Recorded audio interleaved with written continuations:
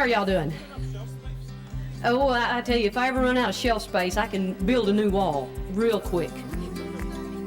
No, it never stops being fun. I enjoy winning awards. I thoroughly enjoy coming to the award shows and getting to see all the entertainers and the other people out in the audience.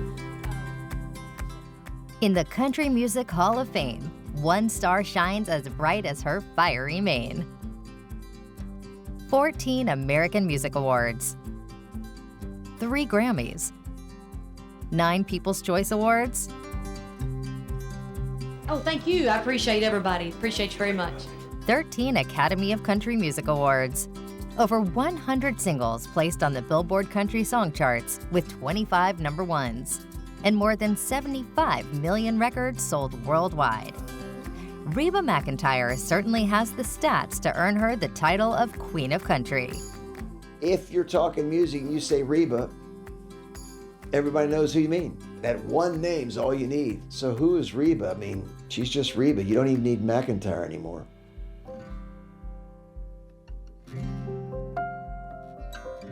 She has successfully created a career for herself, conquering both the worlds of music and acting.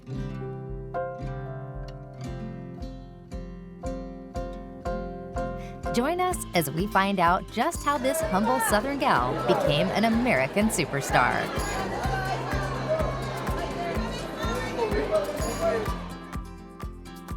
I think she's one of those people that will just continue to work, continue to be out there, continue to perform and put out music, because at the end of the day, that's what she loves.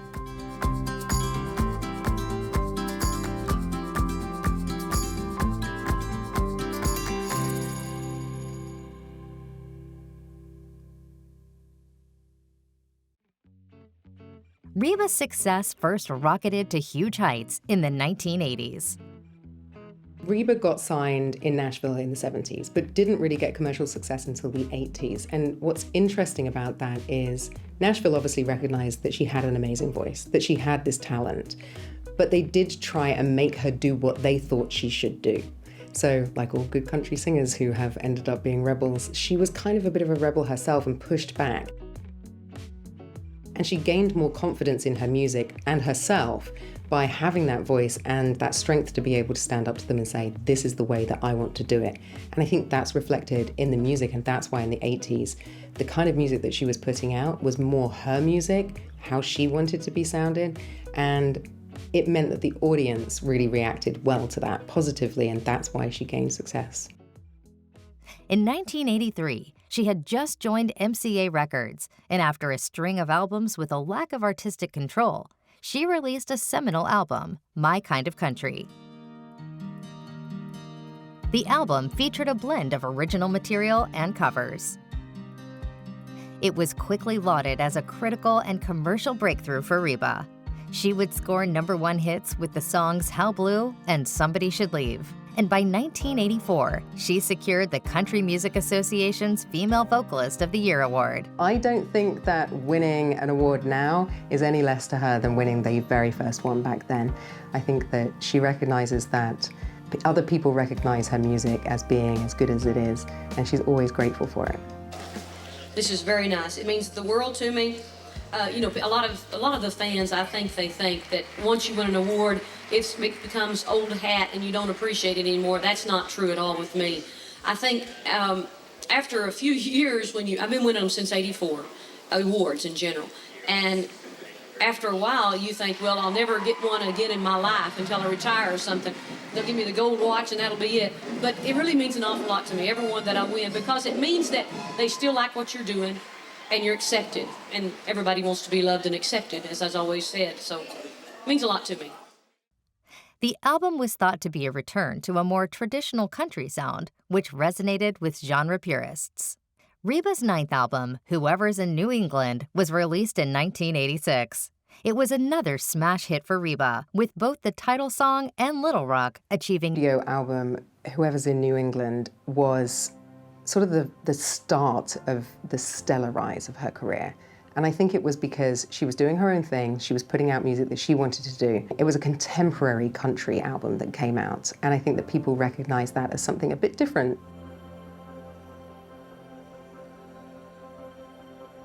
It also continued to showcase the star as an artist in control.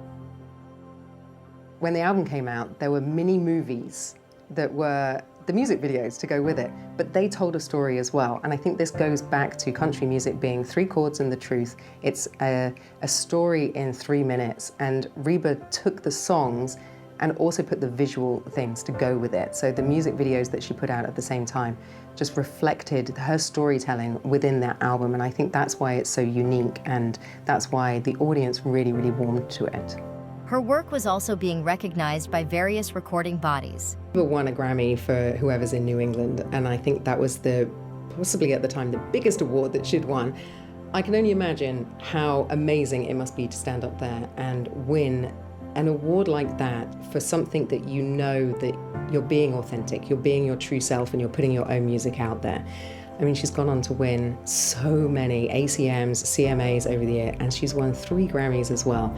I just think that, you know, she's definitely got a mantelpiece with lots and lots of awards on. Ooh, how are y'all doing? Oh, I tell you, if I ever run out of shelf space, I can build a new wall real quick. No, it never stops being fun. I enjoy winning awards. I thoroughly enjoy coming to the award shows and getting to see all the entertainers and the other people out in the audience. Throughout the decade, Reba was on fire. It finally felt like she had hit her stride, releasing several successful albums back to back. Songs like Love Will Find Its Way to You and The Last One to Know were particular. McEntire, and you think, here's this incredibly strong woman, passionate woman, ambitious woman, and she's doing One Promise Too Late, or, you know, The Last One to Know, and she's singing about heartache. She's breaking your heart because she's letting you inside. After the successful release of the Last One to Know album, her 1988 album, simply titled Reba, was also met with adulation. It bridged the gap between country and pop, which earned her both mainstream success and critical acclaim. Her 1990 album, Rumor Has It, was celebrated for further blending traditional country and contemporary pop sounds. It features the iconic hit Fancy, a cover of a Bobby Gentry. To avoid lengthy stints on a tour bus, the decision was made to start to tour by airplane instead. They closed the set with Sweet Dreams, a Patsy Cline cover. No one could have predicted what would happen in the hours following. Following the concert, 2 planes were scheduled to transport the band to their next destination. Reba, her husband, and her stylist planned to stay overnight in a hotel and catch a flight the following day due to Reba suffering from bronchitis. In the early hours of the next morning, the phone rang in Reba's hotel room.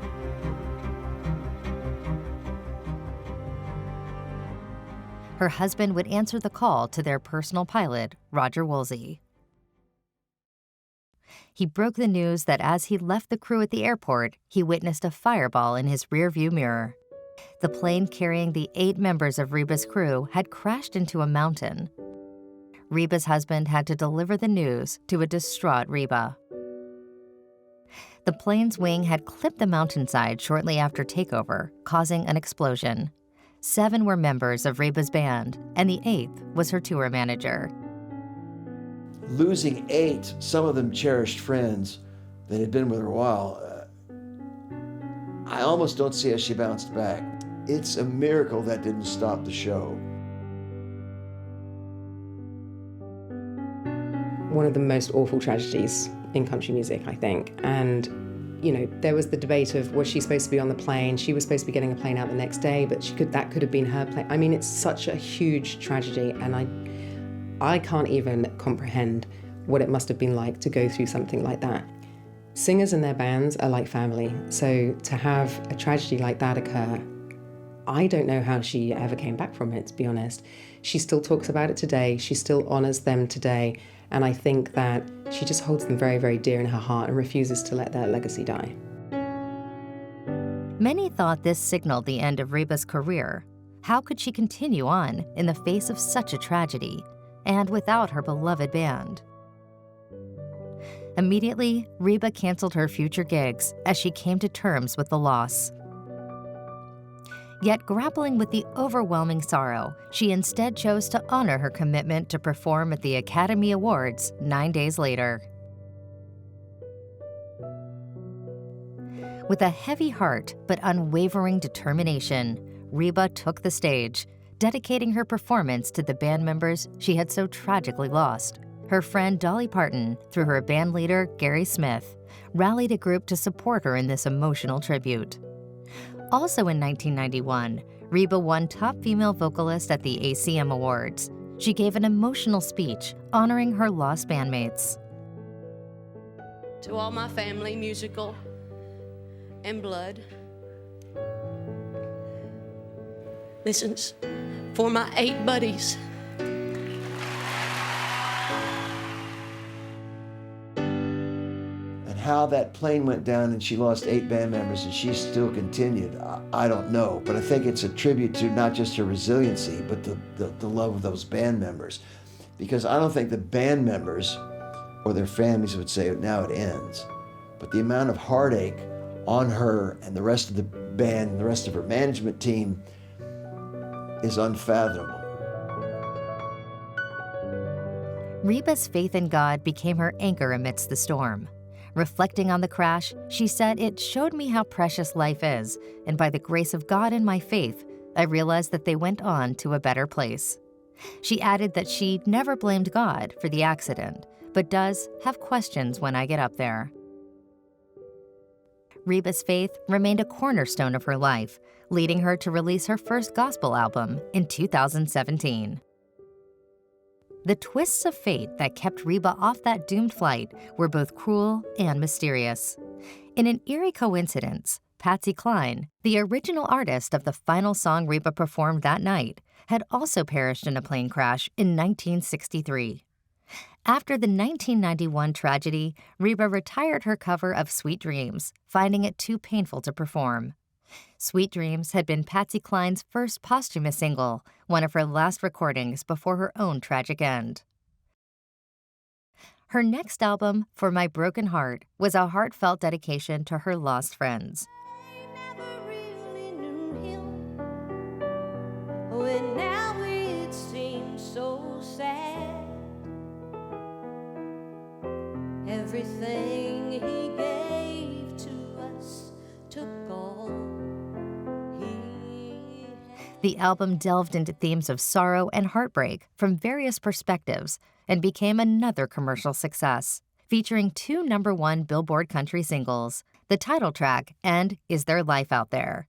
Throughout the 1990s, Reba continued to release music that resonated deeply with her fans.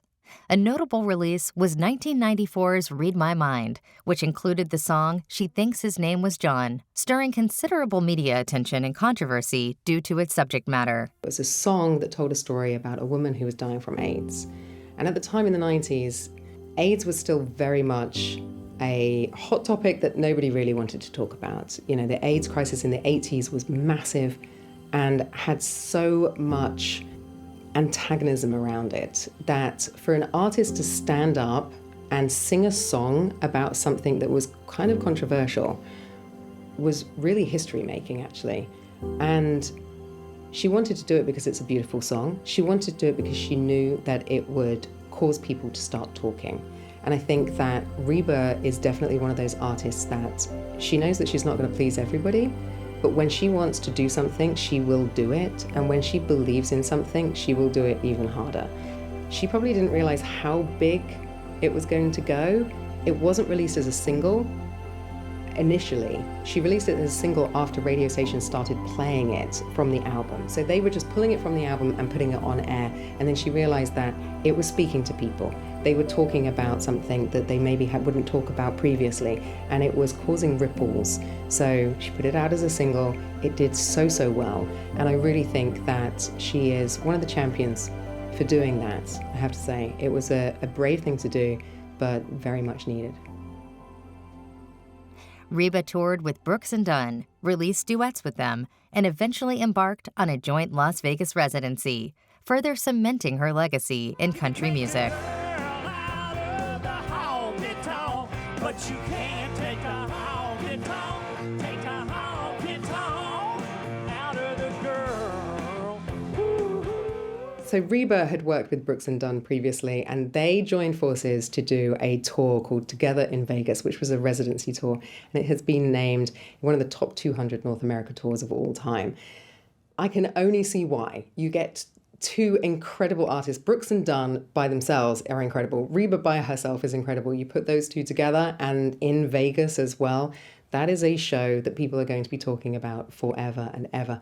Vegas itself is known for putting on a big show. And we all know that Reba, when she doesn't just do a performance, she does a performance. So working with Brooks and Dunn, they're very, very old friends. They knew that by teaming up together, they could put on something that was so incredible and so big that people would be talking about it forever. Despite the unimaginable tragedy that happened in 1991, Reba's resilience and unwavering spirit allowed her to transform her pain into powerful, moving music that continued to touch the hearts of many. Never give up till you love me. Till you love me. Till you love me. The resilience she showed after the plane crash tragedy could be traced back to her humble childhood.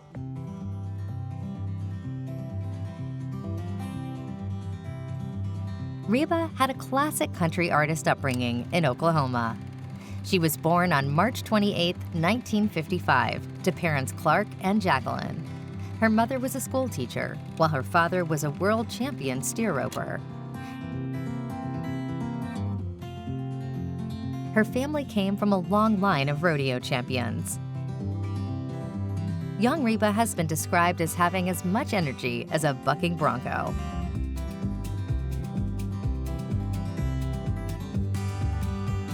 Growing up on a cattle ranch in the small community of Chockie and Atoka County, Reba embodied the true cowgirl spirit.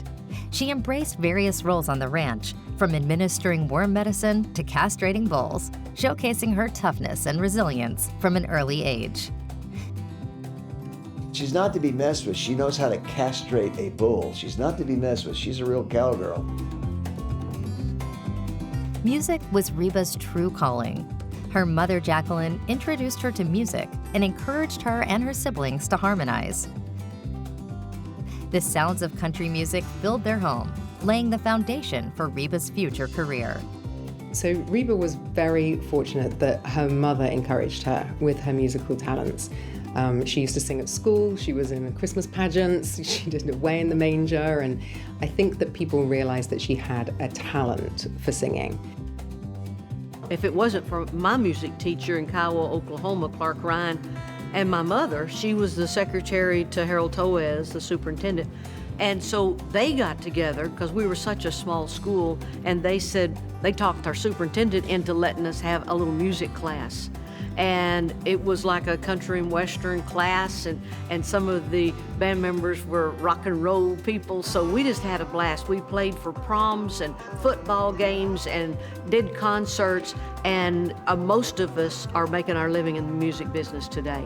Like a lot of country and western singers, Reba McEntire started singing in her family. A lot of this comes out of the church, gospel music, spiritual music. The family sang together in a lot of rural America. Even after the rise of TV and radio, a lot of families would, after dinner, or certainly maybe on a Friday or a Saturday night, sing together as a unit. They would sing together in a church on Sunday morning. The McEntires family were no different. Her father's rodeo legacy also had a significant influence on Reba. Between the ages of 11 and 21, she upheld the family tradition by competing in barrel racing competitions, demonstrating her versatility and competitive spirit.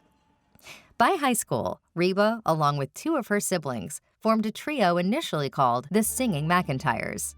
They performed at dance halls, rodeos, and clubs across Oklahoma, building their reputation in the local music scene. In high school, Reba went on to form a trio with her siblings called the Singing McEntires, and they actually produced a record that had very, very small distribution, but I think it was the first step towards her stardom. Reba attended Southeastern Oklahoma State University, where she majored in elementary education and minored in music. Despite her academic pursuits, she continued to help on the family ranch.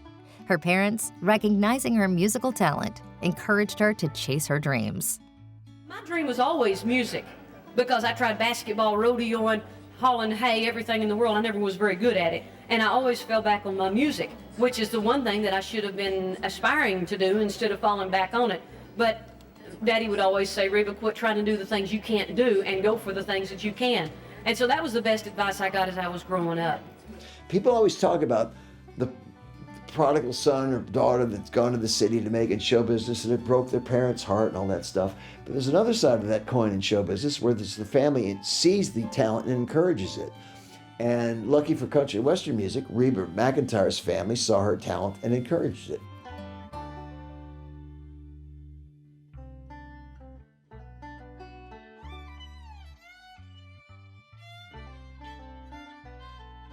In 1974, Reba's big break came when she sang the national anthem at the National Finals Rodeo in Oklahoma City.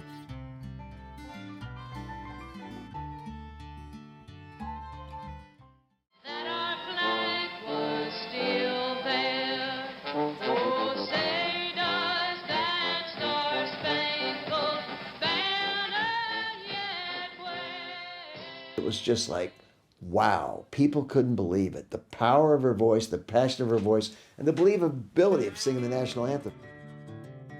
Her performance captivated the audience, including country artist Red Steagall. It really is kind of one of those rags to riches story where she was in the right place at the right time and she sang that national anthem and somebody was there to hear it and they had the power to take her and really set her on that path of stardom that she now has been on. Impressed by her talent, Steagall invited Reba to Nashville to record a demo tape, which he then presented to record labels. His efforts paid off, and in November 1975, Reba signed a deal with Polygram Mercury Records.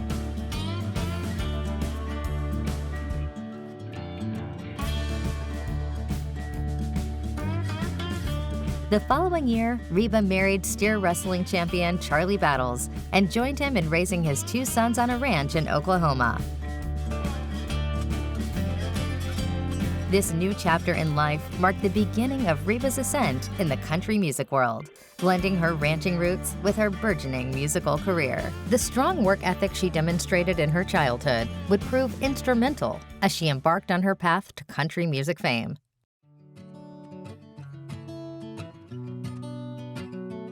The road to international stardom would be challenging, even for someone as resilient as Reba.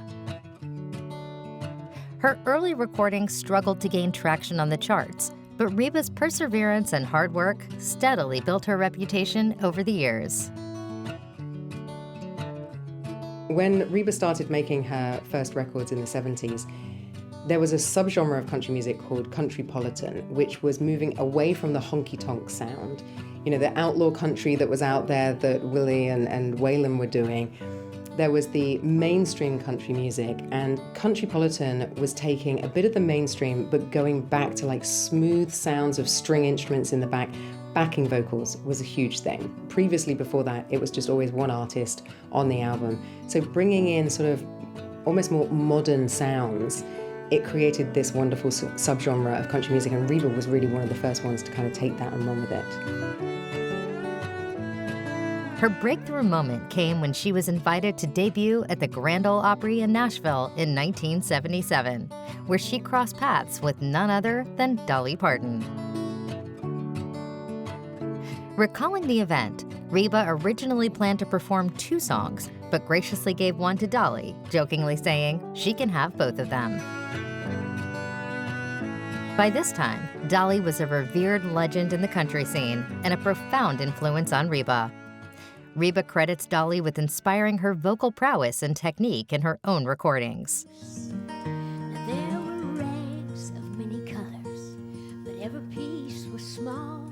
I didn't have a coat, and it was way down in the fall. Mama sewed the rags together, sewing every piece with love. She made my coat of many colors that I was so proud of. While Mama sewed, she told a story. Reba McEntire has a very unique way of singing, and when you hear her voice, you know it's her. But she's not one to shy away giving credit where credit is due, and she does talk about her influences. Merle Haggard is one of them, Dolly Parton, Patsy Cline. Her way of singing, actually, she always says was influenced by Dolly Parton, and you can kind of hear the similarities. The way that they both use their voices it's just incredible. It's very, very unique. It's almost like vocal gymnastics, and Dolly does that a lot, and you can hear that, Reba has taken what she could hear from Dolly and turned it into her own style.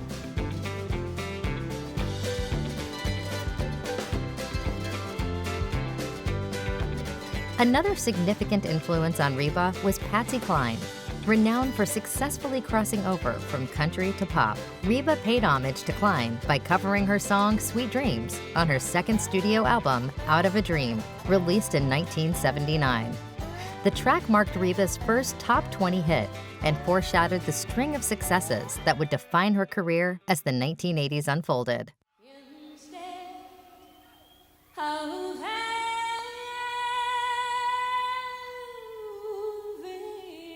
sweet dreams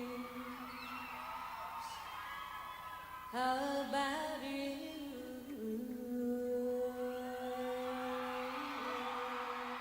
Despite her initial successes, Reba grew dissatisfied with the soft country pop style promoted by her label at the time. Determined to explore new artistic directions, she sought an early release from Polygram Mercury, signaling a pivotal moment in her journey to redefine her sound and style. After overcoming early career challenges and artistic constraints, Reba's determination would not only lead to her string of music hits in the 1980s, but also led her to venture into acting. Some people know Reba McEntire as a country singer. Some people know Reba McEntire as an actor. So she has gone on to do some amazing roles over the years. It marked a new phase in her diverse career. Reba's hit songs were often accompanied by equally theatrical and story-driven music videos, so it's no surprise Reba decided to transition into acting. Her debut film role came in the horror comedy Tremors in 1989, sparking a love for acting that paralleled her music career throughout the 1990s. Now, for those of you who have not seen this movie, you absolutely have to. It is iconic, it is a cult classic, and Reba McEntire in Tremors is one of my favorite roles ever. She is just amazing in it. What do you think? Max firepower or this? I go for penetration, the 458, shooting solids, less ammo to carry. Arguably, her most memorable acting achievement was starring in the popular sitcom Reba from 2001 to 2007. As Reba Hart, a sharp-witted single mother navigating life's challenges, Reba earned a People's Choice Award and performed the show's theme song, I'm a Survivor.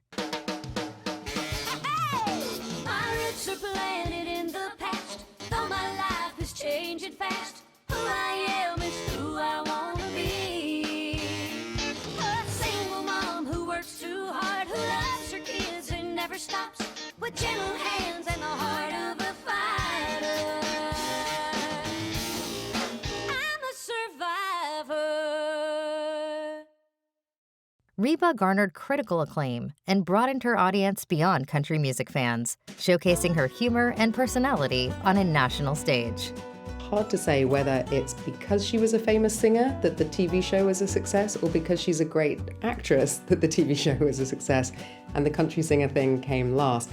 I do think that she brought a lot of audience to the show that knew her as a singer and then wanted to see her act. But I do also think that it was such a great show. It was so well written and so funny that it probably gained a whole host of audience just because it was a great TV show to watch. Very funny. She has incredible comic timing, I have to say. What inspired you to become an actor? Curiosity. I act on stage a lot when I sing a song, and I thought it would be a lot of fun and a challenge. And I'd never had any acting lessons, so it was pretty gutsy and probably stupid of me, but I tried it. A sitcom about a woman who undoubtedly lived through similar things that Reba McEntire in the sitcoms playing, that she must have lived through in real life. That must have been just a joy for her to do, because they had some serious subjects in the Reba sitcom, but there's a real twinkle in her eye at some scenes that I caught. And I thought, she's really digging this. Like Hugh Grant in some things and Michael Caine, you'll see that twinkle in their eye. And I thought, Miss McEntire's digging this sitcom. A few more stitches and you'll be on your way down the aisle. Now go. Archie, stop. You're stitched. I'm stitched to you. Stop. Archie. Stop.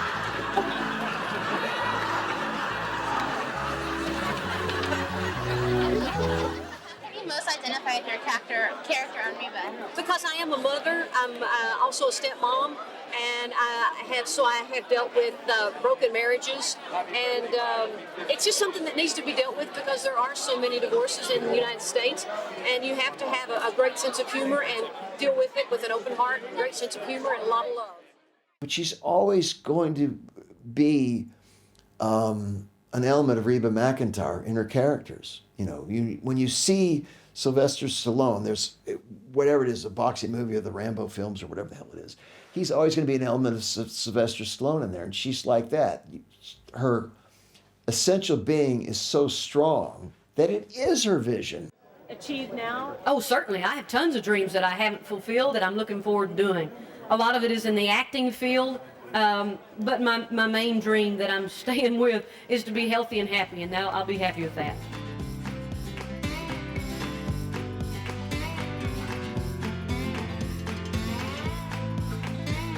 Her Broadway debut in Annie Get Your Gun, reprising her role as Annie Oakley, further cemented her versatility and received praise from outlets like the New York Times.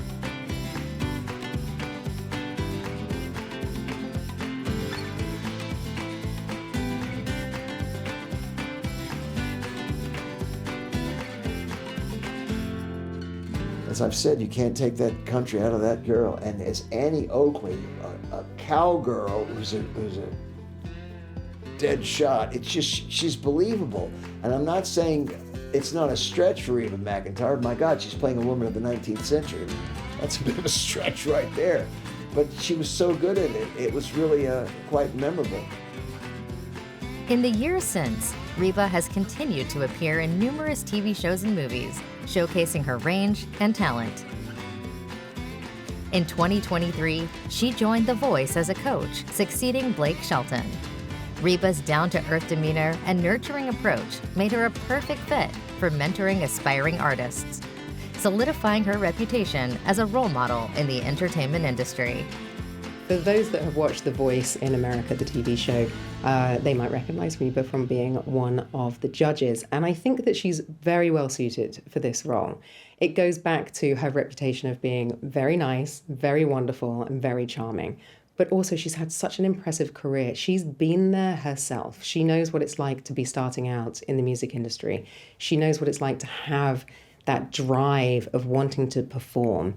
And she can recognize that in other people, and she can really help nurture people and give amazing advice to, upcoming artists that are just starting out on that path.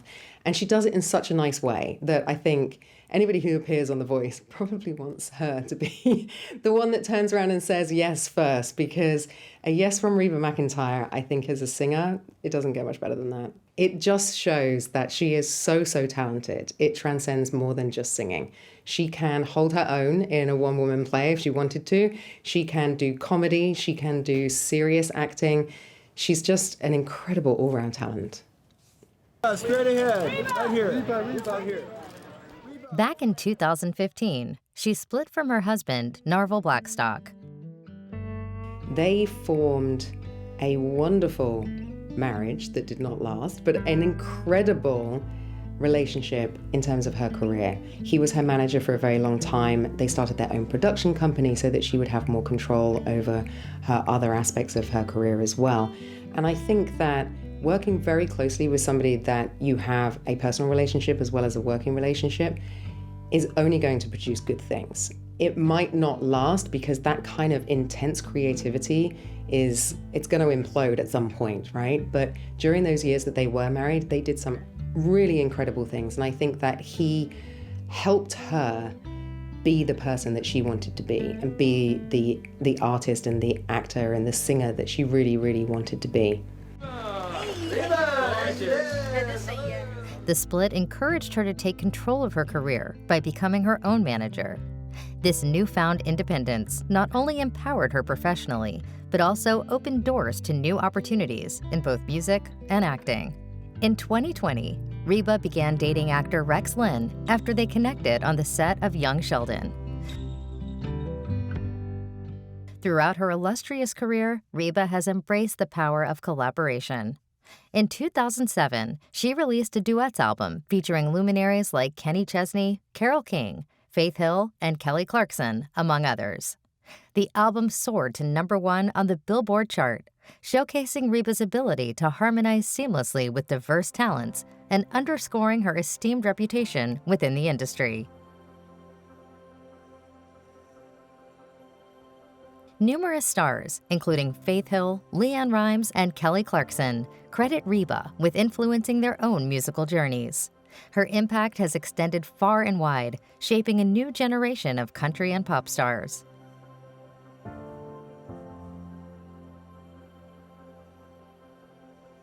Beyond her achievements in music and acting, Reba remains dedicated to philanthropy and charitable endeavors. You got to have grace to give to people. When they're having a rough day, show some grace. You don't know what their day's been like. No matter if it's at school, driving down the road, wherever you are, show some love and lots of grace. We need that. In 2024, Reba was deeply honored to perform the national anthem at the Super Bowl, a poignant moment that echoed her debut at the National Finals Rodeo in 1974, which launched her remarkable career. This milestone represented a poignant full-circle moment for the iconic star. She stepped out onto that pitch and belted out the national anthem and said afterwards that it was a proper 360 moment for her because she got her big break by singing the national anthem at a rodeo. And so to get back on the pitch and to sing the national anthem again in front of all of those fans, it's televised worldwide. It just shows that those were her roots, and she hasn't forgotten them.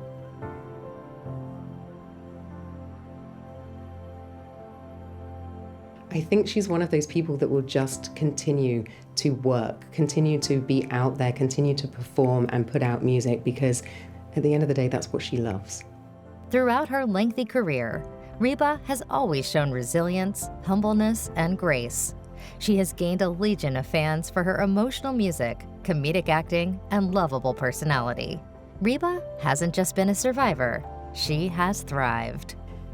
Reba's legacy is one that will live on forever. Not only has she put out incredible music, she's led the charge for strong female singers in country music to be able to stand up, do what they want, put out the music that they want to do.